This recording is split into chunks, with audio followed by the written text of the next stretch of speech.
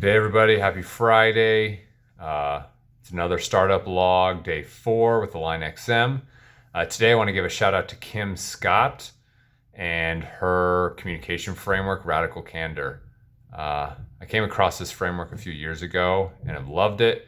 I feel like it's really shaped my communication style as a leader, as a coworker. I highly recommend it if you haven't read her stuff. It's pretty great.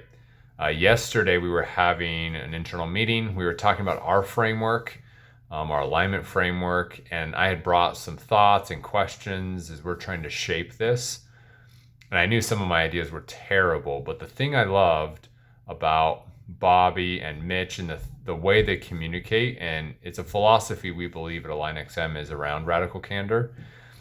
They were very direct with me on where they stood, how they thought about my ideas. I knew exactly where they stood.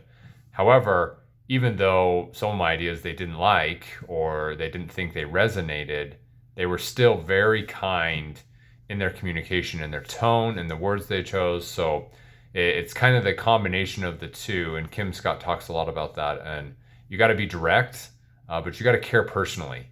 If not, you can run into some of the other 4 quadrants. And I posted at the beginning of the video, kind of her framework, kind of those 4 quadrants that people can start into. So I'd love for you guys to tag someone. Let me know who's really good in your life, in your work environment, and using radical candor and caring personally and challenging directly. Hope everyone has a good weekend. See you next week.